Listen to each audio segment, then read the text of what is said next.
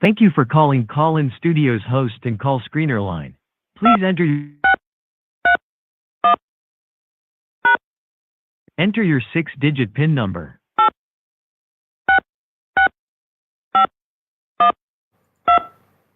Welcome, host. You are now in the host room and can manage your callers from the Call-In Studio web interface. The video that I see on the signs right there. Okay, got it.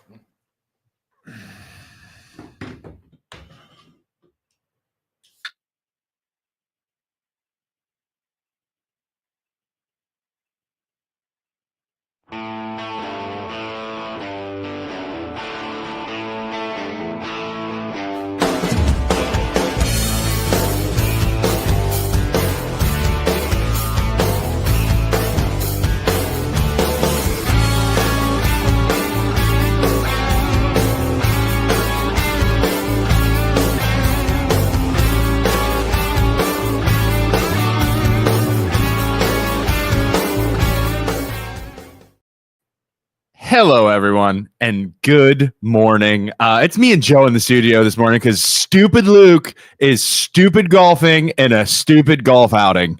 So it's me and Joe. We are here. Joe and I. Downtown Youngstown, Youngstown's talk channel. You can call in 330-595-1600. The objective of our show is to replace what was Youngstown Radio. We want you to tune in, turn us on when you start going to work at 9 a.m. and listen to us all day till 5 p.m. It's a work in progress. We'll get it going. We'll get more awesome guests here in Youngstown. But thank you so much for tuning in. I'm going to share this to everyone and everything. Youngstown, real quick. Joe, how's your day, buddy? Yeah, let me do an update from our last show. Yeah. We started a couple of rumor mill things. What was the rumor mill? I got corrected right after the show that one of the rumors was really incorrect. What, you and Kellen? No, it was with Luke brought this up when we were talking about the green space that's over between those two. Which is interesting. We can talk about that too. He floated that it would what the Struthers cigar place that was one of the people in the running to open the cigar place in there. It wasn't them at all. It was a completely different cigar place. So not cigar place, just so we don't get sued. Do some housekeeping. Yes, it was not them whatsoever. It was a different cigar shop. Okay, so cigar shop, event center, that's still... Yeah, he suggested because Tito goes to that one that it was naturally to assume not the case. case. One that he goes, it wasn't that What an idiot, since he's not here to defend himself. What an idiot. Stupid. How stupid is that guy? Joe, okay, so first topic, I want to talk about Canfield and the sign stealing. So we have the video. Can we share it? Just in case people have been living under a rock, check out this video we have.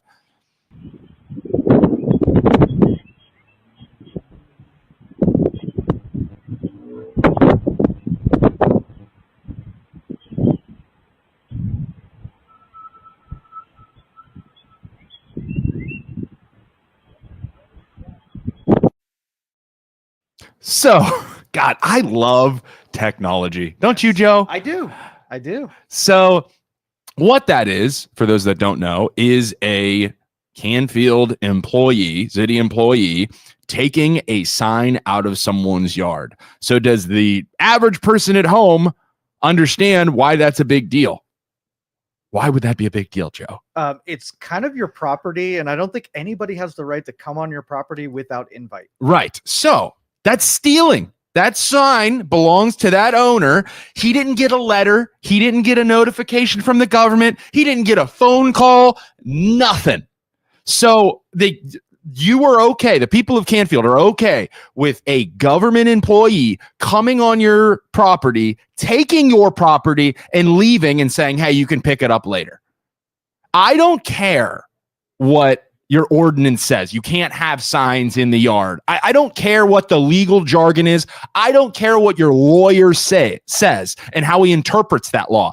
No phone call, no warning, no fine, can just go on your property and take your shit and leave. That's BS. Yeah, that's bullshit. And the people of Canfield should be upset about this. And the people that say, "Oh, it's just why do you guys care? It's such a small thing. It's such a small. Just leave them be. Just let them go. It's not a big deal at all." You know, we're getting calls. We're getting calls from council people, the mayor, saying, "No, it's in our ordinances. It's fine. It's not a big deal at all." But this is just a small thing that If you let this go, it could be worse.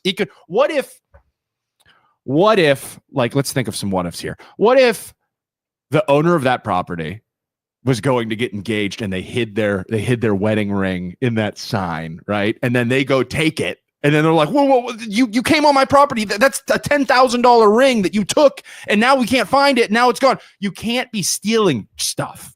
You just cannot be coming on a property.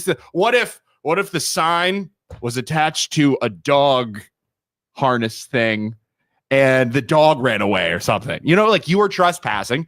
You're coming onto the property. You're stealing my property and you're leaving. So let's just say you made $100 overpayment to the water department. Right. So the water department owes you money. Right. So you just wander down to the water department, jump the little counter, Yeah. go into the cash till and take your $100 back. Or they have a sign that you don't like on there. You just go and take theirs. It's their property. Yeah, they would insist that there's some kind of protocol that comes between you just doing the vigilante thing. Right. So Luke gave me some notes as he's on a golf course right now. I'm sure he's listening. Screw you if you're listening, you big headed. Is that a call or does that say terminated? That's a cute call. Big headed loser. I hope you shank a ball right now. But let's keep talking for now. We'll take the call in a little bit. It's 17. Okay, Okay. So Luke gave me notes here. I'm just going to go through them for you because he's not here to talk himself. So, excuse me. We're raising questions about the city of Canfield zoning inspector being caught on camera entering private property and removing signs from residents' yards without notice, citation, or owner's consent. What we found, we reviewed Canfield zoning ordinances. Luke literally looked through the documents and went through it. We reviewed. I don't have time for that. Like, Luke is he gets hung up on shit like that. He gets so bored. But he said, we reviewed Canfield zoning ordinances, including Section 1183 regarding signs, Section 1133 enforcement, Section 1135, which is zoning inspector authority. Nowhere in the code does it clearly say a zoning inspector can enter private property and remove signs that are not in the public right of way. There's no stated enforcement process. There's no requirement for notice and no retrieval procedure for removed signs. So it's up to interpretation. It's just like every other government organization in Youngstown that abuses their authority, any school board that abuses their authority. We talk to our lawyer and our lawyer interprets it as this. So it's like, we're fine. No, you're not, because it's the people who will decide, not your stupid lawyer. It's the people who elect you to your position that will decide if you're right or wrong, because we have the power, not you. So Luke did a Freedom of Information request to get to the bottom of this. We submitted public records requests to the Canfield Records Department, the mayor's office, the city manager, David Dapolito. We specifically asked for the exact ordinance language that gives the zoning inspector authority to walk onto private property, not the right of way. If this is his yard, this is private property. It's not public property. You can't just walk onto my property and steal my stuff and remove signs. As of now, we've received no response showing what the authority exists in the ordinances. This only raises more questions about whether the city is acting outside of its legal boundaries. So then Luke goes on about safety. Yes, cities can remove signs that block driver visibility or interfere with traffic, which is what they're trying to fall back on, right? They're trying to say it's something else. It's not, it's for the better good, right? Mm-hmm. Which is classic. So yes, cities can remove signs that block driver visibility or interfere with traffic. This is known as clear sight triangle rule or traffic safety exception. Signs placed too close to intersections, blocking stop signs, or interfering with line of sight can be removed because they create a hazard. Makes sense to me. But in this case, the sign in question, it's clearly in the center of this dude's yard. It's nowhere near an intersection, and it's not obstructing traffic or visibility. So it's just, people, you saw the video. How do you interpret? Don't let your leaders try and finagle the system and interpret the system into telling you that isn't bullshit. Please. Please. Okay, so then Luke gets into constitutional and legal concerns. First Amendment. free speech. Yard signs are protected political expression. The government can't remove them based on content or preference. So let's just say hypothetically, there is the sign, I believe it was for a roofing company. Yeah. Let's just say in a hypothetical world, a different roofing company sponsors or gives money to Canfield elected officials when they run. The Canfield elected official says, "Oh my gosh, these signs are up all over the place. My person who gave me money doesn't like that these signs are in yards, and they're calling me, they're knocking on my door, and they're pressuring me to remove these signs out of people's yards." The government, because they're in bed with this roofing company, doesn't like the signs. They can't just go remove those signs and say, "Oh yeah, we made a new rule. Sorry." Wonder if that's a thing. The arbitrary Hypothetical. application of a regulation. No, government would never ever do that. All I want to know, is there any roofing companies out there that sponsor or give money to elected officials in Canfield? Anybody know that? Maybe we should look into that. Huh. So you want to hear one that happened to me in Niles, and it was total BS. So I opened an office right on Main Street. Yeah. And I wanted to put a sign outside for the company. And so I looked at the neighbor and I just did the same sign they did, so it would be congruent with how things were protected. Zoning came down and said I had to remove my sign. It represented a safety concern for the traffic that was going by. Right? It was an obstruction or too noticeable or whatever. Yeah. And I said, well, I just did exactly what they did. And they said, well, we grandfathered that sign in. You have to take yours down. And I was like, safety concern, right, is the reason that I need to take it down. Right. But the exact freaking sign next to me is not a safety concern. Yeah. Bullshit. Yeah, it's just an excuse. Yeah. So Angela said, I came to work today at Ann Janetta's restaurant and catering in Canfield, Ohio, and our signs were moved to the front door by a zoning official.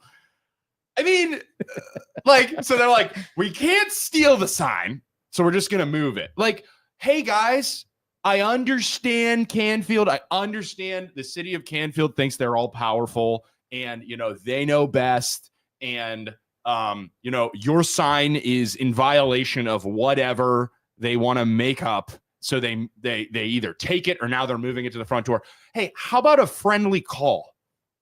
How about, hey guys, you're in violation of this. I want to support you. I want you to do great in Canfield. I love your restaurant. We stop in every weekend with the kids or whatever, but your sign is wrong because of A, B, C, and D.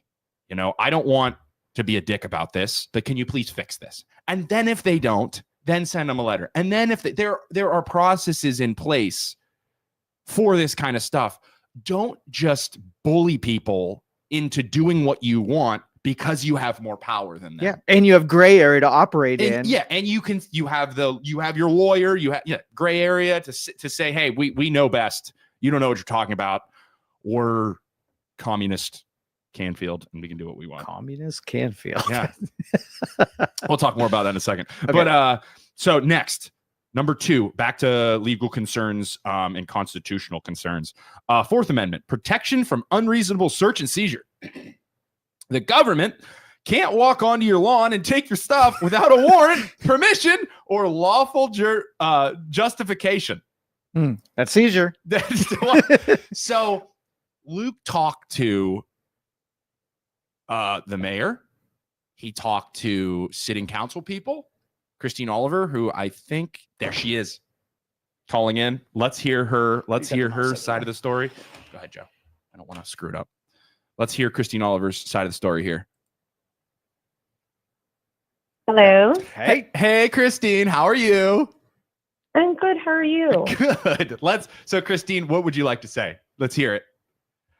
Well, first off, explain who you are. Explain who you are so the people listening. There's one thing I would like to clarify when you were talking about the political signs. Okay. That is completely different than the one thing in the ordinance that I was reading that I'm familiar with is the sign that was in question, and then I'd like to elaborate on the steps we're taking. The sign that was in question was advertising a company as if they were doing work. And in the ordinance, it says you can place a sign in your yard when a company is doing work on your home, advertising for them. But there was no work being done, and it was just like advertising for a company that wasn't doing any work. So that's the sign that was in question from what I understand. Okay. I do know that in the past, Mike Cook, our zoning inspector, always sent out letters several times over and over again, and people ignored them. And we don't want but that was in the past, people, right? We don't want to fine people $100 and things like that. So we are actually in the process of creating door hangers to put on the people's doors to let them know about the signs and stuff like that. So we are looking at a different process, because the process in the past is we told them in writing, and we did do that several times, and people just did not do what was asked of them. But we do not like discriminate on whose political sign is what, or any of that. It was strictly, there was no work being done on this home by that company. And not to make an excuse, but I feel bad for our new zoning guy too. He's learning, he's learning his job, and we are working on correcting everything. We don't want people to think that, we just don't want things like, I remember a couple of years ago, there was like 20 signs littered all down Main Street across from Giant Eagle. We don't want our city to look like that, and neither do our residents. Right. I totally understand that. And you want a neat and tidy neighborhood so that you attract neat and tidy people, and it's an attractive place to live, and everybody, is happy with the way, like, you don't want trash cans in people's yards and cars parked out front. I understand that. But the problem arises when, what is the current ordinance? What is the verbiage in there on how this is supposed to work? If somebody has a sign, what are we supposed, what is the government supposed to do? What is the government employee, the guy that you said is hired to do, what is he currently supposed to do? Well, from when we were looking at it, it was the notifying and writing, and then you can be fined. So we are actually currently working on making it where, we don't want people to be fined. So we're working on another solution to help everybody. Christine, so that's why it's a big deal, right? That didn't happen. The employee went on to a resident's yard and took their stuff, sent without notification, without a letter, send them a letter. If that's what the rules are, what should happen is you send them a letter and then you find them, because that's what the people elected you guys to do. And you guys made that rule after they elected you. So that's what has to happen. And it's wrong that property was stolen out of somebody's yard by an employee. And I know it might not even belong to the resident. It might not be owned by the resident, but it being on their yard and them allowing it to be placed in their yard, it's still theirs, and it's still wrong. And I completely understand what you guys are saying. And that's why we are addressing it appropriately and looking into that. Right. And like I said, and I feel bad. Our new person worked for the Public Works Department for many years. So he's learning the ropes. He's learning how it all is. And there are a lot of, zoning regulations and things like that. And I'm sure that he is learning everything. It's being addressed, and we're looking for other ways to help our residents so that we don't have to have them come to mayor's court, and we don't have to fine them and things like that.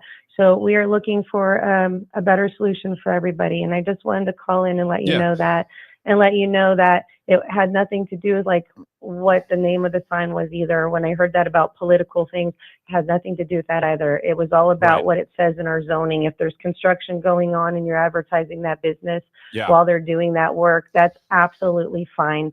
So I just wanted to make sure I clarified that and let everybody know that I immediately was on the phone and asking questions and making sure it's being looked into. And our city attorney is absolutely doing that. Our city manager, they're all making sure this is addressed and taken care of. Well, Christine, I will tell you what, I admire you for calling in. I really do. I think it's cool that you called in.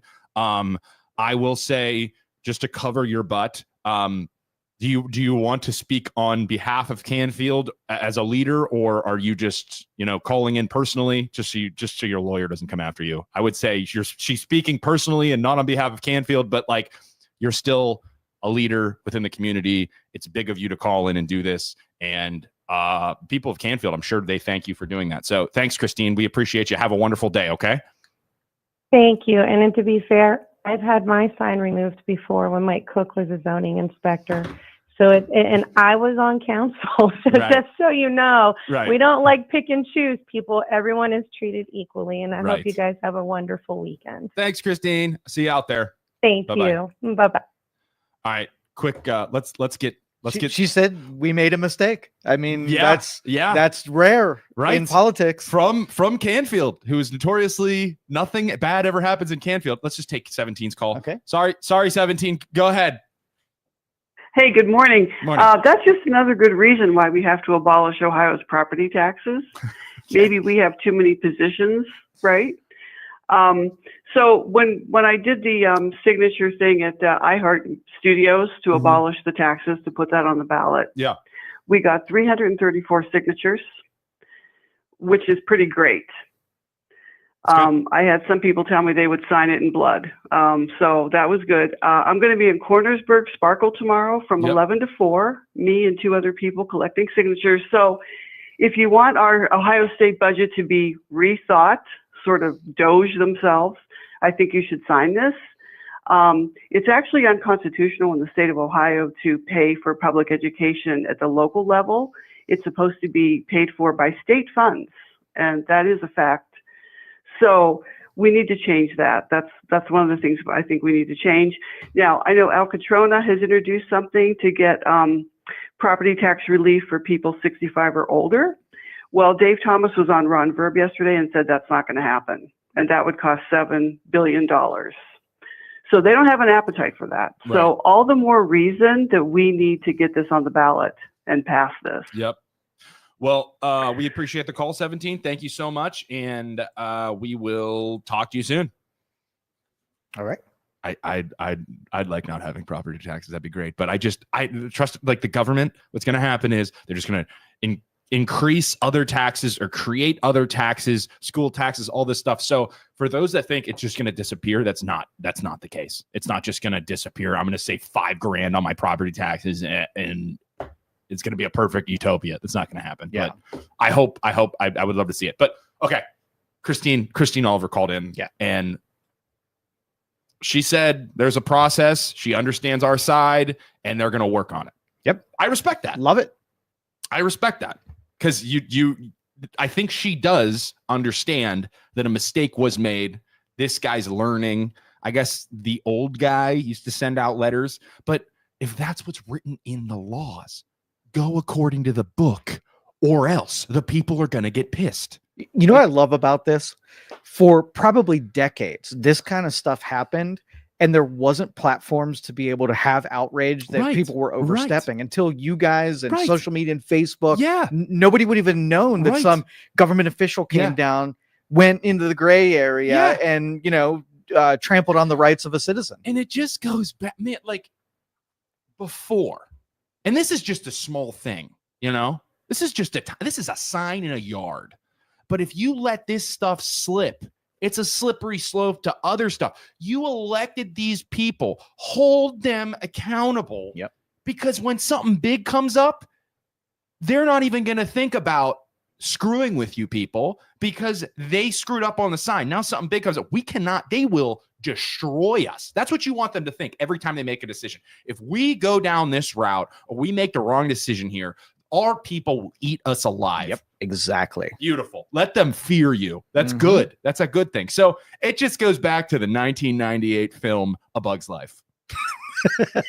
Have you seen? You love this reference. Have you seen the 1998 film A Bug's Life? I cheer every time. I know. So for the old heads that didn't grow up with 1990s, I think it's DreamWorks. Probably Pixar, DreamWorks. Pixar. It's Pixar. Pixar. So it's about a movie about ants and about grasshoppers. And the grasshoppers are mean to the ants, and they make the ants get them grain and pack it up and put it in their ant hill. And then if they get enough for the year, everything left over the ants can eat. But the grasshoppers know the ants outnumber them. So there's a scene where a grasshopper they're having a meeting, and the grasshopper has the grain store behind him, and he's like an ant. One of the ants stood up to one of the grasshoppers, and the leader, Chopper, is standing there. He's like, one of the ants stood up to you. And he's like, yeah, it was just one little puny ant. And he's like, okay. He takes a piece of grain and he throws it at him. He's like, did that hurt? And the grasshopper's like, no, it's just one little tiny ant. What's going to happen? They can't do anything. And he's like throwing it at him. And they're like, no, it doesn't hurt. It's just one little tiny ant. So then he takes the grain store and he opens the entire thing, and it floods down and kills a bunch of grasshoppers. And he's like, when one ant stands up, they might all stand up. And if they all stand up, our way of life is over. It's done. So we can't let them stand up against us. Mm-hmm. So you people have to understand, in a local government, in the national government, we outnumber them, and they are in their position because we put them there. We are in charge of them, not the other way around. Yeah. So they should never, use their power and get cocky with it. Right. Like they're gonna, our founding fathers set up this system because we have the power. And now with technology, we have even more power, because if that guy wouldn't have recorded that employee going onto his yard and stealing his stuff, if we didn't have that, like back in the day, it's just word of mouth.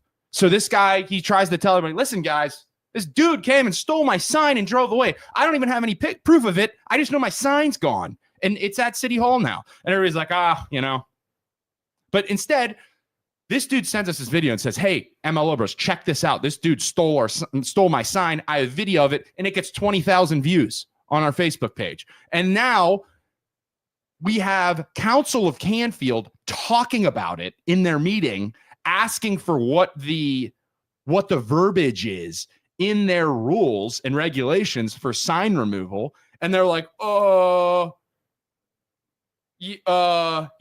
working on that with a lawyer, and they're scared. That's good. Hold them accountable. Hold them accountable. So let me go back to the rest of Luke's list. Let me see comments. Lex Calder says, well done, Mrs. Oliver. Lex Calder says, moving property tax to some other consumer tax will shift the burden from property owners, average higher economic status, to consumers as a whole. People who own will save money, and those who don't will pay more. Good thing, bad thing, Lex Calder asks. So, being a loan officer and real estate agent, and this is greed, right?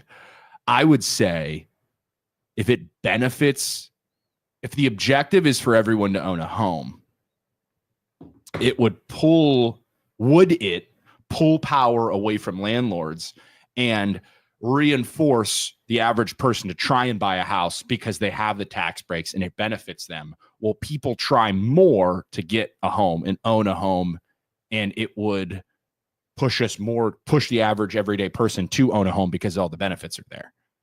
I like that. I could see the advantage in that, but I do at the same time, they're going to hit us with other taxes like school taxes and this tax and that. But here's what happens. Like the government gets real confident, because if you asked a homeowner what they pay in property taxes, probably most of them don't know what they pay in property taxes. Right. It's wrapped in your loan. Mm-hmm. It could be anything, and you wouldn't know. Yeah. But if you put it on a consumable, you feel what you're paying to the government. Right. And now that hurts a little bit more, and you maybe expect a little bit more from where that money's going. Receipts, dude. If they had receipts on all these taxes, people would be checking them left and right. I would love it. Make them give us freaking receipts for everything their taxes. Absolutely. For. How much of mine's going to the military? How much of my taxes is going to the schools? How much of my tax, like just a breakdown. I don't like, and I know there's like, well, you could probably find that if you wanted to. No, I want it out in front of people's faces. I want it mailed to them so they know. I do not want that information hidden. Yeah, absolutely. Like, and they're like, oh no, Joe, it's not hidden. You just have to go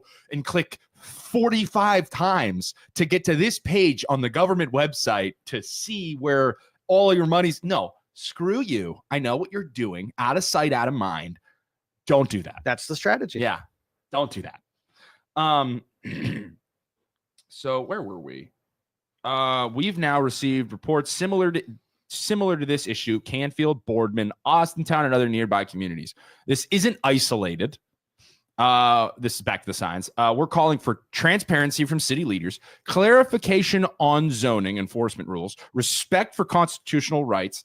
And Luke also throws in here, when the MLO Bros started, we promised to use our platform to speak up when no one else would. This is one of these moments. We're not backing down. Let's segue that into the MLO Bros are selling signs. We are selling signs, and you can find them on our Facebook page. And those signs, this is good, Joe. This is real good. Thumb in the eye. I can feel it. I can feel the thumb coming. Okay, so hold on. I'm going to our page. So we are selling signs. Our signs are red. I don't know if you can see this or not. You can't see it. You can't even see it. But what it says is the city is going to steal this yard sign. We're selling this to Canfield. And for those at home, you guys are trying to make money off this. All money that we raise from these signs will be going back. We will be donating it back to Canfield and their fireworks display this year, because they have a beautiful fireworks display. All money raised from these signs will be donated back to the city of Canfield for their fireworks display. The objective is for these freaking government losers to have to say the MLO Bros donated this much money to our fireworks display due to their signs and yards. Isn't that amazing? It's not about the money, people. Like the Joker says in The Dark Knight, it's not about the money. It's about sending a message. And the zoning building is going to be filled with those red signs that they're going to have to look at. That's going to be amazing. And then if they do steal the sign, they're only proving the point that the city of Canfield is going to steal this sign. Mm-hmm. This yard Exactly. sign. It's a checkmate. It is. Like, what are you going to do, bro? You're going to steal the sign, steal the sign. You only prove our point. Isn't that beautiful? So beautiful. It's a beautiful thing. And this is all legal. Like, it's totally fine. It's cool. But we will, all money will be donated back. And now technically to that would the be political speech, because you're pushing against a government policy. Politically speech protected. It's not an advertisement, political speech. Okay. Yeah. Wait, so the sign, since it's for a political. Yep. Wow. Now it is a second. Now it is. And I'm protected. Don't try to come after me First legally. Amendment. Canfield lawyer. I'm speaking up against the government. But yeah, so let me see if there's anything else in here that I missed that Luke sent us. Luke, I hope you're listening to this, you giant butthead. So Luke, in all of his big-headed wisdom, he assumed that Christine would call in because she said she was going to. So he just wrote some counterpoints. We've yet to receive any verbiage in the ordinances that gives them the right to go onto property and take signs, as we discussed. Isaac! What's up, brother? How are you, man? Thank you, sir. It's quiet in here. I know, no Luke. No, Luke is the noisy we're on one. vacation right now. Have a good one, Isaac. Okay. That's the mailman. Isaac also has the same name, spelled the correct way, too. He's awesome. He rules. So only penalty as it sits is verbiage in written notice, $100 fine a day. But they just didn't follow their own rules. That's why it's wrong. But yeah, that's about it. So, Joe. Yeah. Moving on. Yeah. Do you want to go national politics? Can we go Elon Musk? Can we go Elon Musk Trump? Yes, let's do it. So for those that don't know, that have been living under a rock, there was the Republican side is falling apart now. Mm-hmm. So we had Beatrice in here, and remember Beatrice was saying the left is no long is split, and we have to decide. We have to come to an agreement. We have to get back to like the working class left, right? So they're kind of having their own disagreement. And I think I've talked about it on the show where I've said, the left needs to figure their shit out. Well, now you got a giant rift in the right. So you're going to have the conservative, don't spend any money conservative, don't give the government any money conservative, versus the Trumpers conservative that say, you know, Trump knows everything and he is God. And then the Elon people who say, hey, this big, beautiful bill is going to waste all this money. Like we're not trying to go in that direction. What are we doing? So then enter in Twitter and Truth Social speaking back and forth. Do you know what the tweets were? Oh yeah. Go ahead, Joe. they were really bad. So the first one was the discrepancy was that, you know, had Elon in there trying to cut budget spending. So he cleared, you know, just under 200 billion worth of rescission cuts that needed to be codified by the legislature. Okay. And then they passed this bill that undoes. So we save 150 billion, and then the legislature puts together a budget, and Trump, that goes $2.1 trillion over collected revenues. That's my question. What does it do? Like, what is the $2 trillion spent on? So it was the big, beautiful budget funded all of those same programs in the next session that they just put all that effort in trying to cut out. Right. Now, the argument is that there's some projected savings based on it. So if we spend a little bit of money here, we save ourselves in the next calendar year, and it's going to be less next time. Yeah. But Elon wasn't buying it. So he put in there that this thing is what was it, an ugly big bill or something like that. And so he started taking shots at this, and he was like, I'm out. Like, and then how far before he got to Trump's on the Epstein list, and that's why it'll never be released. Yeah, right. Like, it just kept escalating. Like and then I don't know if this was real or not, but he said like mediocre Musk is what Trump called Elon. Yeah. Elon is not mediocre, Right. but it just ends up being this tantrum 15-year-old sparring session where they're just lobbing grenades at each other. So what's fun, right? What's fun to think about. I was thinking about it on the way over here. So I wrote it in my notes so I didn't forget. So now we have both left and right are breaking up. I hope more independents rise out. Yes. Right? Yes. More, like, the objective still has to be in the left. The left before was like, you know, Trump wants to cut spending. Elon wants to cut spending. That's a bad idea because we're the left and they're the right and we disagree with them. We have to all get on the same page that we can't keep the debt going in that direction. Like everybody always says, oh, this isn't the right way to handle it. Well, okay, what do we do? Because it is still an elephant in the room. We have to agree that we have to solve that issue or else it's the end. You know, it's spiraling out of control. So it's going to take time, but we have to agree that that's the direction we have to head. We have to figure out a way to cut stuff to pay off that debt or else. Yeah, well, it'll never happen. Government is nothing but horse trading, making deals about how you're going to get your pork to your deal. Okay. So as long as those people that are in the legislature are still there, this will never happen. And that's why the big, beautiful bill was necessary, because it was paying everybody off to be compliant. You expect them to go in and say, we need these budget cuts. And everybody was like, yep, let's do it. Right. Even the budget hawks, right, are Rand Paul's like the only one that's saying, I'm not voting for this shit because it's still funding all this boondoggle. So Krista says 2 billionaires who don't understand that it will take 10 plus years to get 60 votes in Congress to change anything. They have zero chill and zero patience. Amen. That's exactly right. So, my question, it's Krista, and I know you're a little bit leftward leaning. My question is, I find it hilarious that the leftward leaning people, like, I wonder if you guys have this in your head and you're like, go to bed at night and you think, like, the far left people have it in their head. They're like, okay, Elon is now not on Trump's side. I hate Trump more than anything in the whole world, but like, Elon is no longer on Trump's side. Do we keep keying Teslas, or do we start buying more Teslas? Do we, like, where are we at? We have to figure this out. Like, are we going to continue down the route of hating on Elon or no? Because he's standing up against the guy that we hate more than him, but we just called him a fascist.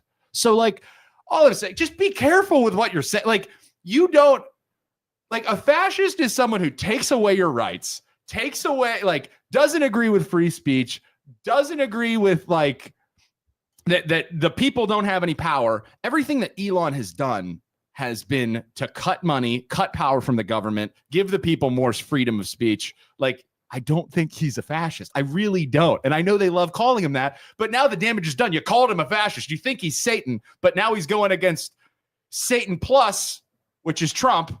So, like, you guys got to figure your stuff out. The enemy of my enemy is my friend, right? And now they were like, oh, crap. They're, Am I back on Elon because he hates Trump? Like, oh, sweet. Trump's on Elon's on our team now. I like him again. He's not a fascist. He's not Hitler. He's not a Nazi. He's not. I take back everything I said about you. It's like, that's not how this works. Like, in what that does to your argument is it makes your argument look weak. And it makes, like, you guys just, like, that's hypocritical. You just said he's the worst, and now he's on your side. And this is coming from personal experience, because the left and the right, when I go against them, and when Luke and I go against them, are constantly like, you guys are snowflakes. It's like, okay, cool, dude. We supported this group, and then we go and we donate money to Veteran Society. They're like, you guys are alt-right Trumpers, and I know it. And like even Beach was like, I thought you guys were going to be trying. It's like, no, dude, I'm just in the middle trying to figure out what's right. Like, I'm just trying to do what's best. Will you entertain some conspiracy theories with me? Go ahead. All right. Well, read your comment first, and then I'll float that. I was just gonna say, which comment are we looking at? Unfortunately, the Lex guy. Let's do Ricky's first. So, okay, unfortunately, good. It's both sides of the aisle. They get elected, and then it's about personal gain and not what's term limits for all, baby. Amen.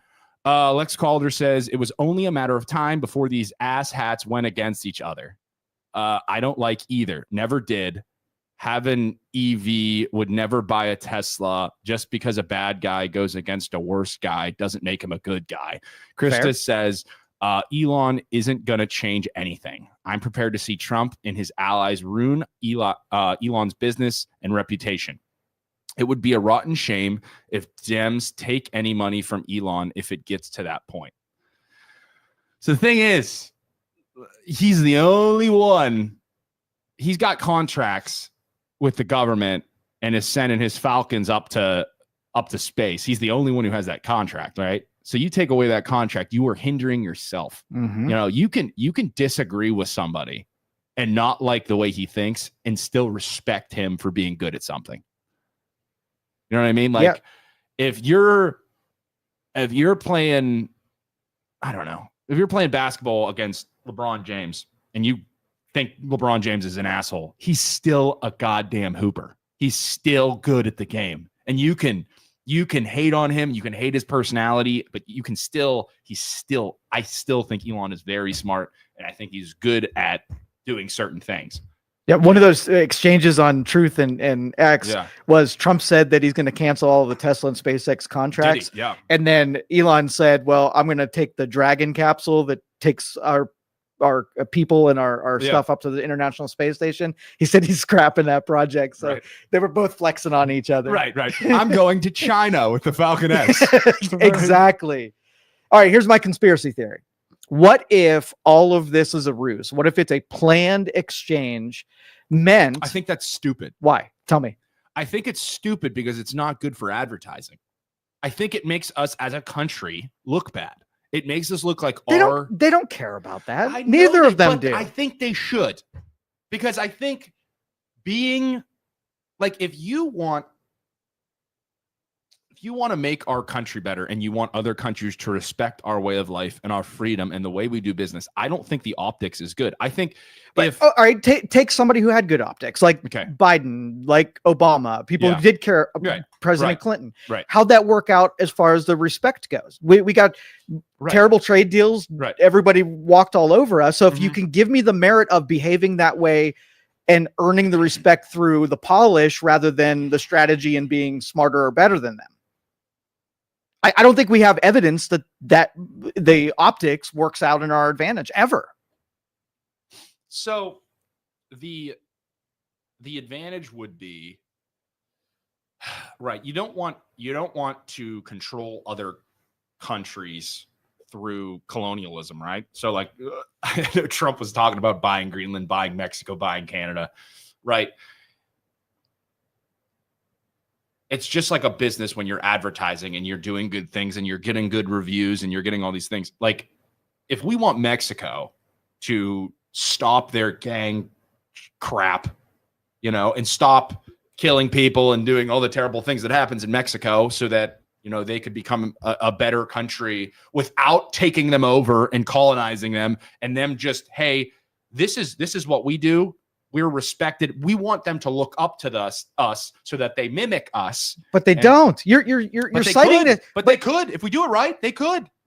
But they don't. That's what I'm saying. Like it would be a we got our fool's shit errand. together and they saw So us. you're the biggest economic and military powerhouse on the planet. Yes. Nobody can say no to you because we control them with economic leverage and also military leverage. Okay. So it's almost like, are you going to apologize for being the strongest, fastest, best person on the block? Right. Or are you going to use your advantages to get what you want, regardless if it's permissed or not? So with that way of thinking, if we have the economic and military leverage to do whatever we want, and we do whatever we want because we can, eventually you have something like with technology, other countries like China or whoever can get the technology to figure out a way to get an edge on us.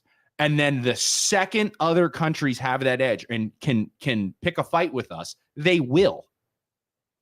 Right. And we'll be better at it. We'll always be better at it. See, that is famous last words. We'll always be better at it. Because then if you're- they figure out a way to use technology to become better at us, they will destroy us immediately. These guys have been dicks to us for years. We will destroy them because that's what I would do. But you're assuming like that that's the the playing bad nice guys. and asking permission is working out, and it's not. So you're comparing something that would work out, but it would be blemished, and it wouldn't be the most graceful thing. It's not just, it's doing what's right. It's not throwing your weight around because you can and doing the wrong thing. And I'm not saying we ask nicely for everything that we do. I'm just saying that you have to do it the right way and be a good role model for those around you. It's like being a good person. Like you don't just throw your weight around and do shitty things because you can. I would not disagree with that, but it's the illusion of being a good person. We're not operating. No, I don't think we're a good person. That's what I'm saying. We are. If we could carry that principle, I'd agree with it. And I think for a long time in the United States, they did a good job of covering up the shit that we've done. Yeah. And like we totally didn't kill Kennedy. Like, but we covered up our shit in Vietnam, like why we went to fight in Vietnam, like all these terrible things that were covered up for so long that now we've, like, with technology and with the internet, we've uncovered all, and all these people are oh my God, would you say we were going to talk about it? What? I'd lost the word. Conspiracy theorists. Yeah. Everybody's a conspiracy theorist until they're not. But like, I don't think we're great, but that doesn't mean that we can't be. We can't be good role models. We can't. So do the right here's thing. the crux of it. You've seen I think we should try. You've seen The Matrix, right? Yeah. And the scene where he, I forget his name. He comes out and he's asked whether or not he wants the steak. He knows he's not the first one. That's this. Do you want the illusion, Of the steak. dressed up version where you Yes. look good in spite of you not being good? Yeah. Or do you just want, if we're going to play messy ball, let's just be honest about playing messy ball? Which would you prefer? I want the messy ball. Just be honest. So for those watching, it's a situation where they know the Matrix exists, and the guy found out the Matrix exists, that they're living in this crappy world, but you go into the Matrix and it's this beautiful world, and this guy's sitting there and he's like, I can't even tell the difference. I'm eating this steak right now and I'm actually hooked up to a machine somewhere, but this steak tastes amazing. I love it. I choose the steak. I'm choosing the damn steak because it's wonderful and I'm here and I could give a shit where my real body is. But then the protagonist says, no, we have to fix the real world. The real world. So in principle, then, if we behave badly, we're not going to sugarcoat it. We're going to aspire to be better. And when we are better, we put the optics of the real, genuine. We've got principle. America should stand for something. Correct. Right. And if that's what got us where we are, and we should respect that, and we should respect our founding fathers if we behave that way. Yeah. If it was authentic and real. Right. And how you start down that road of creating authentic and real. Term limits, don't let them invest in the stock market. Don't let the leaders invest in the stock market. Take away their stinking power and give the people more power. The individual person's freedoms is how you start that. And it's just like, I'm so tired of the money influencing everything. Yep. And But then at the same time, I'm broken because it's like, I don't think hating someone just because they have money, and like Elon and like the left hating Elon Musk for not getting taxed enough, but he paid more tax than anybody on planet Earth last year. It's like, I don't know. It's just so much. And they want you to, you know, the government, I feel like they want you to not know. They want you to be in the dark and feel like it's too much. I'm not even going to think about it. Do whatever. Because that's how they stay, you know?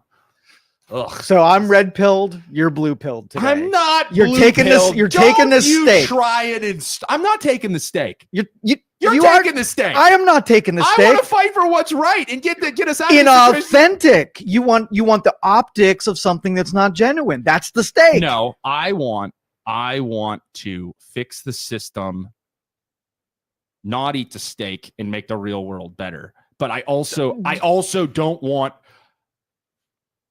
to be dicks while we're doing it. I want to do it the right way. Like I want transparency so that we know, hey, this is everything that we've done wrong. This is everything. This is the truth. We're telling the people the truth that, you know, we act like we were so great but we did A, B, C, and D wrong. All right. And let's change the word, because you use optics, and that's what I'm disagreeing with. Right. So let's just say there's a closed door session with all of the Trump administration, right? And they're bringing up a topic. Nobody else is in the room, and they're arguing. They're calling each other names. They're really hitting dragged out. Yeah. But now it's time to come out and get to the podium.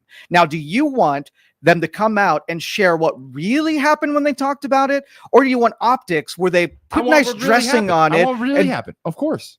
So you want to hear about, I called him a bad name, and this is how we're really going to do it, not how we're going to posture in front when the cameras are rolling. Of course. Okay, you're red pilled again. Thank you. But I also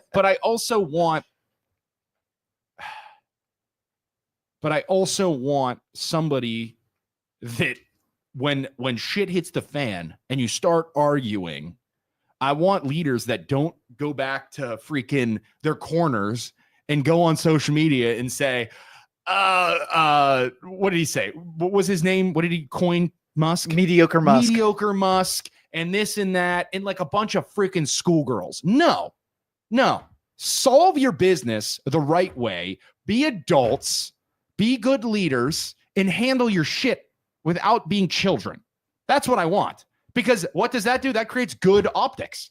Not bad optics. Yeah, so you can authentically come out and say exactly what you said, and you can be proud of it. Yes, correct. And the people aren't like, well, now we get out the popcorn. Our leaders are being idiots again. They're fighting on Twitter. Like, no. I want leaders that other country can say, wow, those guys, they're right now in their current situation in America, a Republican or a Democrat is the leader. They were fighting amongst themselves because they disagreed on something, and they handled it professionally, and they handled it in a really good way. Man, I wish our leaders would handle it like that. All right, so then that would create other countries saying, wow, look at them. They got in a disagreement and they handled it the right way. Let's be more like them. Let's make our leaders do that. I agree with that completely. So the Zelensky meeting. So when in the Oval Office, Zelensky's sitting there, Trump is sitting there, JD Vance is sitting there. Yeah. They talk to one another. Yeah. Right? Yeah. If that meeting had been behind closed doors, do you think it would have gone down differently? They wouldn't have said the things that they said, or they wouldn't have behaved the way that they behaved. So I have complaints about like how Trump was like, I have the power. You don't have any power in this situation. You know, we're better than you. We have this. I don't know. He didn't say that, but he just said, we have all the power in this situation. It's like, that's not what a guy who is fighting for his country, and you can argue about how corrupt they are or whatever, but like a guy who there's currently a war in his country and his people are dying, doesn't want to go to a meeting with America and hear our leader tell him, we have all the power and you're going to do what we say or else. That's not right. Right. That's not okay. So, but if you compare the two administrations, I picture Trump and Zelensky in the back room, and it would have been a much more amicable meeting than what they did in front of the cameras. You take somebody like Biden or Obama, and it would have been drag out behind doors. But when they came out, it would have been a way different story. So they're just opposite. So there's got to be a way to get a little bit of both. There's got to be a way to have the presidential person that was the optics of Obama, right? Where I think he was well-spoken. He knew how to give a good speech, all this stuff. I've disagreed with him on some of the recent things he's in the stands he's taken with freedom of speech and what can be said on the internet. I don't think that's right. But that presentation, but also somebody who has a backbone and is willing to say, listen, no, we're not doing that because that's not what's best for our country because of A, B, C, and D. And I understand, Zelensky, that you have people dying in your country right now, but this is what it is. And this is why we need this to happen. And do it the right way. Not, I have all the power in this situation, eat shit. Like, that's not the way to handle it. And why people in our country are so easily, like, why we've gotten here is just frustrating. You know, why I don't know. And I feel like with the internet, the left and the right are so good at one thing bad happens in somebody's past. And like, you'd have to be a crazy person to become the president of the United States, because one thing, like, I did so much stupid shit in college that like I could never be president because somebody would go find me doing whatever and say, oh, Isaac can't be president, or oh, so-and-so can't be president because of one thing they did in the past. And then they run with it until they're destroyed. So Trump, the way he got in is he did all the stupid shit, but people just ignore it because they like the crazy shit. He's a mud monster. Like, you can't throw any more at him. Right, we already assume he's done all the things they suggested. It's like the left always argues from empathy. The right, I don't even know. It's too much. It's too much. It's all right, just, it's such a hard. So here's a conspiracy theory. The two-party system, man, and them ripping us apart isn't the answer. Yeah. All right. So the Epstein list. Here's the one conspiracy, a part of what went down. So let's just say they've been investigating the Epstein thing. Mm-hmm. There's a lot of people on that list that are fearful of their, being outed for being part of whatever went down there.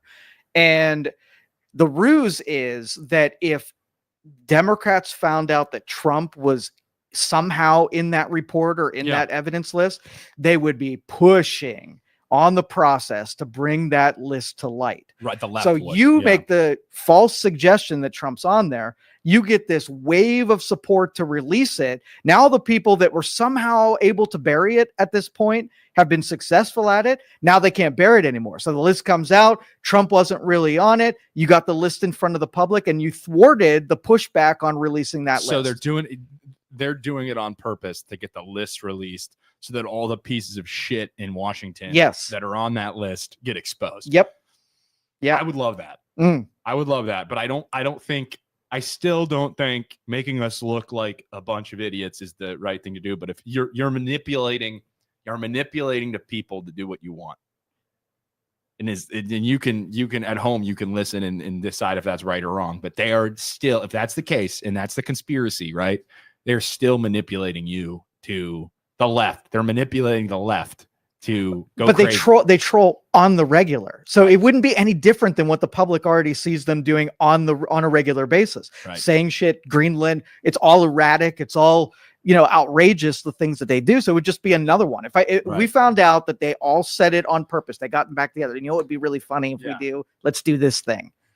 Would you be disappointed? You'd be like, oh, that's just one of many. If that Epstein list comes out, I don't care. I would love to see everybody on that counting list. on and that. I would love them all to be locked up, because that would be such a powerful thing that technology has uncovered and is good for the people. It's like, get all those pieces of shit out of, and you would never remember that they had to lie to you a little bit to get to the list to be released. You would forget all about Stephanie Murphy says, I believe the United States has been nothing short of a doormat for all other countries. Right. We have been pushovers and traps for dishonest politicians. I like the elbowing being thrown in the countries doing things for us in respect of what we have done for them.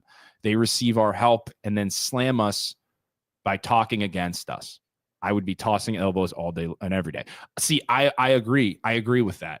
But I don't think a leader that is into name calling and, you want the the well-dressed, well-spoken man that also stands up for us and defends us and doesn't let us be the doormat. What if both. that well-spoken and I don't think one? it's wrong. I don't think it's wrong to ask for both. I really don't. You think so? You would take that over the person that's effective and get something done? Would you take the what they're able to get accomplished, even if they do it in a messy way?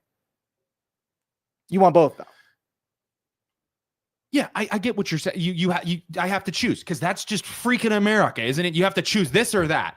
No, I don't think I don't think it's wrong for me to say no. I want both, and I want a mix of both because I'm somewhere in the middle. And I don't think asking for the clean-cut, nice guy that also has a backbone is too much to ask for. I really don't. Honestly, I get into a fight. I want to bring the baddest, biggest, toughest guy but at the to get same it done. time, don't be a name-calling, egotistical, tiny person. No, if he wants to pick up a rocket launcher to help me beat the machine, I will. I just believe that guy comes out and he wins. If that guy runs for president, I'm telling you, that guy runs for president and he says, listen to me, I just want to eliminate or create term limits, eliminate our leaders from investing in the stock market completely to bring the power away from money and away from industry that these people are voting on and into the power of the people and doing what's best for us as a country. And also age limits or some type of mental test that once they get above a certain age, they have to take every year to make sure that they're not zombies being affected by the career politicians. I love your optimism, but it is utopian to believe that's not even true. Yeah, I disagree. It's not utopian. Tell me, it's not utopian. You have a higher belief in things that should exist. Lex Calder says he would be assassinated. 100%. The machine would kill the nice guy for sure. So it's not Lex, real. I'm telling you what you have to do. It doesn't I honestly, at what point do we go out in that parking lot and not riot, but protest for those three things and say, hey, listen, because the only way you do it is if all the ants stand up. If we all stand up in the streets and say, listen, I know there have been things in the past that we disagree with, but these three things, I promise you, or these two things at least, we can agree upon. And that's term limits and take them out of investing in the stock market altogether. No stocks, no bonds, no investing at all, no options trading, no crypto, no nothing. And you go out in the streets and you say, listen, I am urging everybody in every single state and every single city to go outside and protest these two things because this takes the power away from the people that are making the stupid decisions and gives it back to us, the people. And we elect more people. We elect the right people. And if they suck, they're out. There's no voting for what's there's no way for them to be influenced by the money, by industry when they make their decisions. It's over. It's done. We are taking the power back. We have decided that this is going to happen. And I know that everybody always says, well, they'll never pass it because they're the ones who have to pass it. But if we are out in the streets in numbers, they have no choice. They have to. So I'm going to get an envelope and I'm going to write the year 2035 and I'm going to put the things you just said and what needs to happen on that list. I'm going to say, don't open this until then and see if when we get to 2035, you're saying the exact same thing. You go about 10 years. Do you think we were talking about this same stuff 10 years ago, 20 years ago? It's been the same shit that we say every generation as that. That's why I say it's a utopia. Yeah. If it was easy to accomplish, it would already be done by now. The machine is bigger than you. And these ideals. Oh, man. So why did it happen? This is a good history lesson. Why did it happen with the presidency? Because the presidency was it Teddy Roosevelt or FDR or no? Which part? With the term limits of the president. Because up to that point, there were no term limits for the president. Yeah, I'm not sure. Do you know which president it was? And then he did 4 terms, and they're like, listen, we can't do this anymore. And then the people decided, yeah, term limits for the president. Because before it was George Washington didn't have a term limit. He did the right thing and he stepped down. So why at that point didn't they? That's a ChatGPT question if I've ever seen it. Hold on. We're going to ChatGPT. Joe said it's FDR. Was it FDR? Yeah. Okay. FDR. So let's ChatGPT that, shall we? So why were term limits and Krista brings up something set? interesting, and this is sort of the quandary. We unfortunately need lobbying money for certain industries, interest groups because of inevitable conflicts. So if you say you can get everybody to say, yeah, we need to get money out of politics, and let's just say, okay, well, what's your cause? Okay, like I like the retired person thing. Should the lobbying and the money from the retired people get cut? The gun lobby get cut? The people who serve rural communities or whatever. So we want money cut in all the interests that we don't believe in. The other guy's interests we need to cut. That's why you'll never get them cut interest, because they want theirs, right, and they're willing to give you yours if they get theirs. The inevitable conflicts, Krista, should not be influenced by industry. They should not be. The inevitable conflicts, like we're going to go back to COVID. This is what's going to.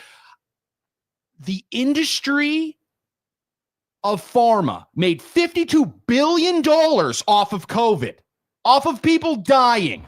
I understand that you work in pharma. I understand that, Krista, but I think that is wrong that they influenced everybody to 9 vaccine shots, 9 boosters. They influenced they made so much freaking money off of people dying.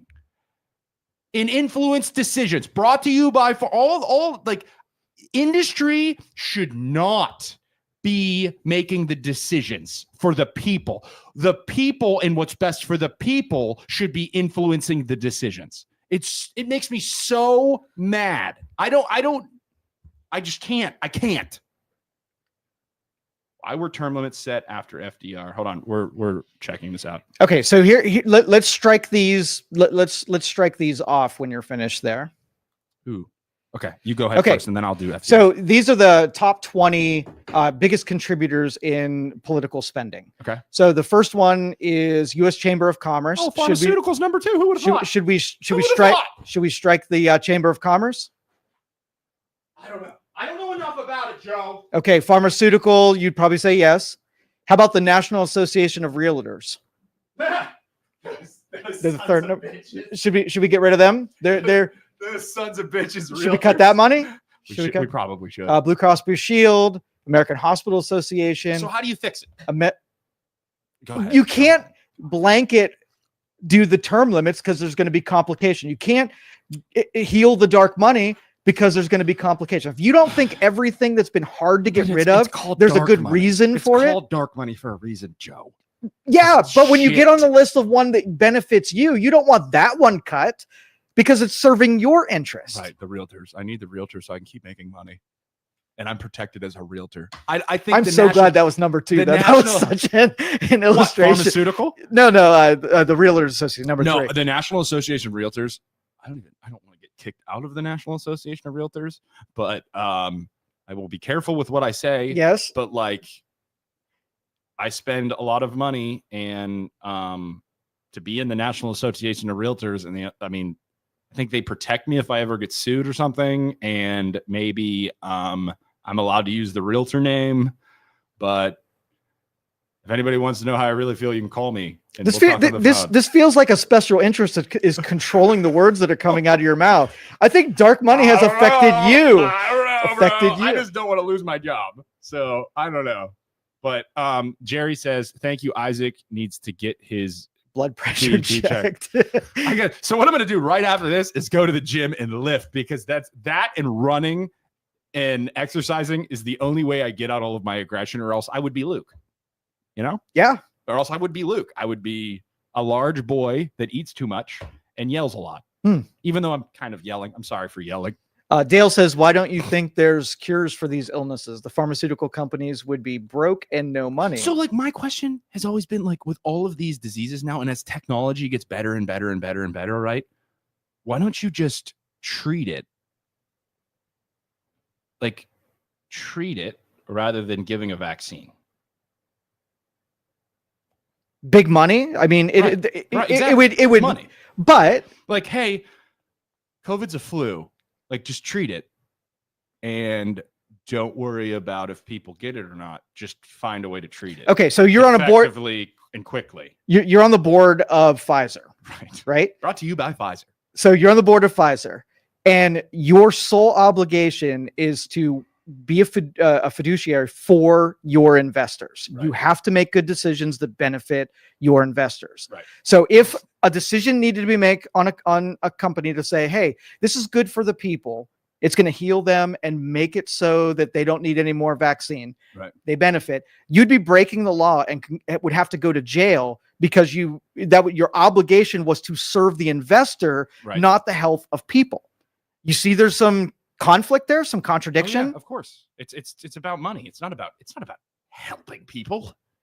It's about money. How many doctors have gotten in trouble for somebody somebody gets cancer? Like, how much money they make off of cancer? Like, all right, just cancer in general. Why cure it? Why cure it? Let's continue the logic though. So we want to hold them accountable for it. So now you're like, okay, well, the fiduciary duties for a board of directors to serve the investors. Yeah. Let's wipe that law so that they can do something that goes incongruent with serving investors. Now you're a stockholder in that company. Your 401k is involved in there. The economy is leveraged on it. Yeah. Now can companies start making poor business decisions for the sake of health, but then the cost of it is companies lose money, people lose their investments and their retirements. Is that a good trade-off? That's what I'm saying. Like, the complications are, you can't make a good decision that you can't serve health at the expense of investors, Right. and you can't have investors above health. What are you going to do? What would you do, Mr. Board of Director?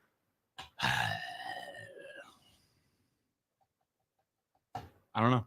You believe in the utopia. Even after I give you all of the evidence, there is no good decision. And in 10 years, we'll be talking about this same shit. I don't agree with that. I don't agree. Prove me wrong. A person smarter than me would be able to figure it out. The mayor of Utopia, of course. No, tell me. I don't know. My Figure brain what hurts. out? My brain hurts. Pick a winner and a loser. That's really what it comes down to. Pick health and the at the expense of the investors. If there's one thing where the government needs to be better and actually step in and protect the people, it's this. Like, profits are important, yes, but above all has to be helping the people. Like, that has to come first, and then you can make your money. But if it's just this game of profits over and over and over, it's not gonna work. I don't know. Who do you trust to be a good arbiter to figure out like how much profit's enough? And like, because Bernie Sanders cheered when you just said that. I know, right? So how do you determine what's too much? I honestly don't know. I think about this all the time, you know. And if you had a stock portfolio, how much how many dividends is too much for your retirement? So I don't think it's so much the person, right? I don't think you punish the person, but the corporations that are just in the game to make more money every single year over year is what the issue is. I don't think it's I don't think you can set a limit on how much an individual especially if like they did it the right way, you know. And I know the left will say the billionaires, it doesn't matter. It doesn't matter how they made their money. If they have $1 billion, they screwed somebody over, you know. 401k holders, they're going to be pissed at you because you just limited the upside on their retirement. So they're not going to agree with you. It's not about, at some point you have to realize, like, doing what's best for the everyday person is better than you making $1 billion in your 401k or whatever. Like, I don't know where the line is. I really don't. But at some point, you gotta freaking draw the line somewhere. You know. Let's go to comments. I'm seeing all kinds of comments. Okay, good. Can we scroll up a little bit? Absolutely. I'm gonna read them over here because it's closer, and I'm blind. Why don't you hold on? Okay, scroll up a little bit more. Krista says vaccines are only a small part of the puzzle. Jerry says, I think Isaac needs to Why don't you think there's we the read that cures one. for these illnesses? Okay, the sign link is ready to go. I think so. I go to our Facebook page and you'll see it. The MLO Bros Facebook page, it's there. Because it's Dale says because it's a revolving door of drugs and treatments compared to fixing it first time. Treat it. There was Paxlovid, then all the drama about ivermectin. Paxlovid, correct me if I'm wrong, came out after monoclonal antibodies, ivermectin, hydrochloroquine, and the news trying to absolutely destroy ivermectin, even though it won some kind of award for being used in human, and they call it horse paste, which is a lie because it won awards for being used in humans. But the news was brought to you by Pfizer, so of course they're going to bash any treatment. Money is absolutely necessary for clean clinical trials, and that's where the money gets lost and argued about. Super cynical take. Things can't change because they haven't already is the death of free will. Yes. Joe. Dude, I don't make the rules. I just observe them. Because they haven't already is death of free. It's like the old people, right? The old people, the boomers that always say, well, this is the way we've always done it. And this is the way it has to be. Like, those people suck ass. This is the way we've always done it. This is the way we've always done it. We have to do it this way because this is the way we've always done it. That destroys innovation and change. Like that when I started this stupid ass podcast, that's what they told. When me and Luke started this stupid ass podcast, that's what they told us. Realtors and loan officers don't do stuff like this. This isn't how you market. You go and as a loan officer, you suck realtors' asses and they'll send you business. That's how you make money. You don't start a podcast and help people in the community. What are you doing? That's stupid. That's not going to work. I'm a loan officer and a real estate agent. If you need a loan or you need help buying a house, call me. That's how I make my money. I don't make any money off this dumb podcast. But that kills everything. That I hate that. I hate that so much. What's too much? Krista says, what's too much? If you lead a company and you're promising that you are going to provide more jobs and more value to the customer, then profits will be allowed to climb. Stephanie says, we are the people more than the... Okay, I have a conspiracy for you, Joe. I'm ready. I love these. So, you know how we see like spaceships, or not spaceships, but we see like UFOs and all these different things, and you're like, well, what? Like, you have videos of, the Tic Tac and all the conspiracy. So, like, I was walking yesterday and I was thinking about it. At what point do you think businesses and industries hold back the potential for new technology and kill it because if that new technology comes out, it will destroy their industry? Happens all the time. So, like the guy who so-called created the water engine, whether that's real or not, I don't know. But like for a car, it was run on water and it could go from one side of the country to the other on a gallon of water or whatever. And then he dies and his last words were, "They killed me." And it's like, oh no, like the amount of money that would be lost to all these industries that go into cars, like how, or like flying vehicles that are totally efficient, or nuclear energy that's totally efficient. All of these industries would die in order to create that new tech and do what's best for people. How often does that happen? All the time. And would you not, as a consumer, do the same thing?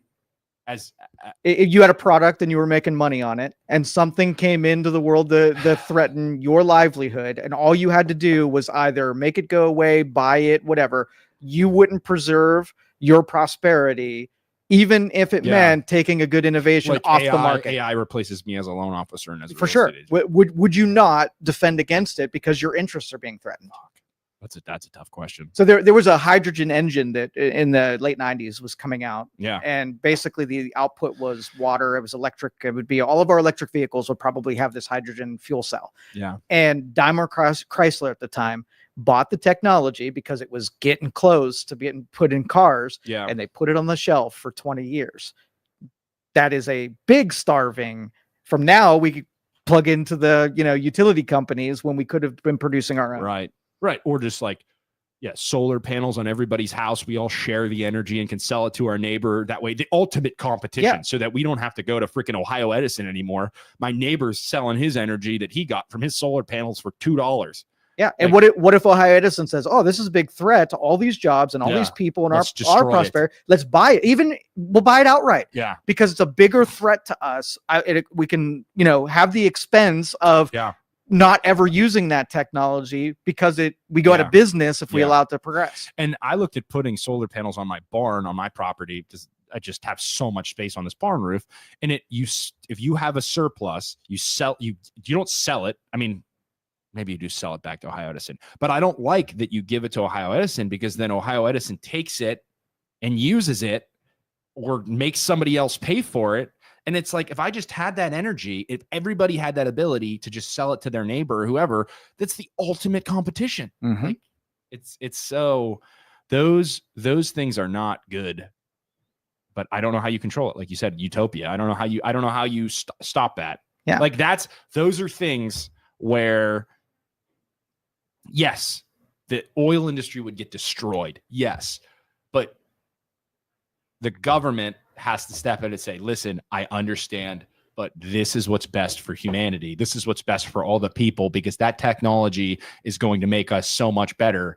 And I'm not going to allow you to put things in place to stop other industries from growing. But they're terribly smart people that do this stuff. Yeah. Right. And so simple people like us who say, well, that's easy, just go ahead and remove that. When they go to, disarm the bomb and they see it's wrapped in a bunch of stuff that makes it a really hard exercise to disarm the bomb, complications. It's not just about cutting the red wire and you're off the hook. It's like there's, they engineered it so that if you disarm the bomb, a puppy dies, right? Yeah, then you're contemplating like, this isn't black and white. This is not parody here. Yeah. And I feel like that is just the truth, isn't it? Like with everything in life. It's not, and as hard as the government and the political parties try and make you think it's black and white, you're either on their side or you're not, or you're a piece of shit. Or you're a piece of shit, or you're on our team. That's not how life works. No, not at all. And they try to whittle it down to that easy decision, and that's not it, man. It really isn't. And that's how they divide us. They get us on your side, on their team, and the other people suck, and we're the good guys. It's like, nobody's a good guy. 100%. See, we're on the same team again, Isaac. Yeah, right. That's why I'm trying to bring us home. All right. It's legalized monopoly. That is absolutely the case. Lex says the fallacy of human nature, self-preservation, at the expense of others, congruent to capitalism, whereby profits are paramount at all others' expense. And Krista says, why can Trump tell people they'll experience pain to allow tariffs to take their effect? But when it comes to clean energy, you can't dish out any pain there. Like the other thing too is with clean energy, like I think nuclear at this point, they have power plants that, like, if the world stopped, it would just shut down safely. They have that technology, and we still don't use it because of Chernobyl and because of what was the one in Japan? Fukushima. Yes. So why does it take 20 years in the United States? It takes 20 years to build a plant, permitting and the cycle. And in other countries, they can put one up in 8 months. Right, exactly. I wonder why. I wonder if it's the other industries holding those people back and creating all these. Creating scarcity means more profits. So if I can stave off an industry from coming up to supply needs. Yep. 100%, man. I don't know. I don't know the answer to all the world's problems, but it's fun to think about. And also raises my blood pressure, like whoever commented that said. Screw Luke. We don't need Luke around here. Hell no. We don't need Luke. That guy sucks. Go golf, Luke. We don't need you. Me and Joe got this. My new MLO bro here. I can't pull that off. I'm a short stint sit-in. Don't pull me in on a regular. You're an MLO bro now, Joe. Oh shit. The people hate you. Shit. Just like they hate us. In Stark County, you're required by law to be hooked up to the power. You aren't allowed to have rain barrels and collect your own water. In most cities in Stark, you have to be hooked up to the water of some type as well, septic or sewer. You're not allowed to be fully self-sufficient. You could always do it and then ask for forgiveness when they try and come after you. They'll just burn your house down. They will. They're the government. They don't care. Yeah, they don't mess out the cornfields of where I'm from. They don't care. They can just do whatever. And then I don't think they'd ever. The only thing they don't like because the Republicans tell them that it's bad is if you put up solar panels on your property, a bunch of them, and like try and sell it. Like the conservatives out there don't want anything to do with it. I'm like, you guys are all so convinced that the green energy is bad because the Republicans told you that it's bad, that you are literally letting the government come in and tell you what you can and can't do on your own property. Like, that's how much they've brainwashed you. It's like, goodness gracious, guys. And I get it. You don't want to look at it or whatever, but just put a bunch of rules in place so that it has to be taken care of and it has to look nice. But I don't know. Lex says, as long as some set of unforeseen circumstances prevent safe shutdown, like every other disaster with nuclear, I want it, but the risk is really high. I think they have plants right now, like I said, that completely shut down if there's a whole list of things that will stop the nuclear overload or whatever it is from happening. And then even if the world stops turning and everybody leaves the plant, it'll shut down safely. Dale says, because of government involvement and regulations, Lex says, love my solar. Lex says it's absolutely asinine. Solar farms have been fought hardcore and stark as well, but it's also a part of monopoly. It's a mess. So the farmers out by me, they didn't they want, I think the competition of wanting other farmers' land is kind of getting to them, because they're like, if this guy leaves, and force him to sell his property if he can't survive, and then I'll buy his land and I'll farm his land. They don't want that farmer to be able to, I don't have to do anything. I can put up solar panels and make money off of it. They don't want to lose farmland. They also don't want to look at it. But it's like, cool, I get that. You're competitive and you want this dude's farmland, but I don't like giving the government the power on this one thing to say, hey, you're not allowed to do this on your property. Because now, in the future, they can be like, hey, we're going to do this. We're going to take this away from you. Because in the past, we told you couldn't do solar on your property. And now, you set that precedent. So now we're going to do this. And it's just a slippery slope. And I don't like the government being able to tell me what I can and can't do on my own acreage. Just don't like it. And that goes back to the signs. We've gone full circle. Don't take my shit either. Or else. And that's where we come to the end of the show. Thank you, everybody, for watching. Joe, do you have anything else you want to say? No, we're good. You did well. Thank you. Thank you, everybody, for tuning in. As I said before, we are Youngstown Talk Channel. Luke and I are in here every Tuesday and Friday, unless Luke's golfing. We appreciate you for joining us. Luke and I are both loan officers. We are both real estate agents. You can call us. We can help you buy a house. We can help you finance a house. We can help you list your house. Let us use our platforms to help you. Also, Joe in Youngstown Studio and the team down here in BJ in the back room helping us out. They run Youngstown Studio down here in beautiful Youngstown, Ohio. If you want to start your own podcast and talk about whatever you want to talk about conspiracy theories or how me and Joe are idiots or whatever you want to do, Joe will hook you up. He'll start a podcast with you and you can do your thing. But thank you, everybody, for watching. We appreciate you for being here. If you haven't already, go down below, give us a like. We had over 100 people watching. We only have 19 likes. If you could boost that up, get us like at least 40 likes, and also go like our podcast, go like our Facebook page, go like Youngstown Studios Facebook page. I don't know. I think I've done all the housekeeping, but thank you, everybody. We'll see you next time. Bye-bye. Thank you for listening to this show on Youngstown Studio. This is original Youngstown content. Feel free to share our videos and tell your friends about us. Don't forget to subscribe to our YouTube channel and follow us on Facebook. Thank you.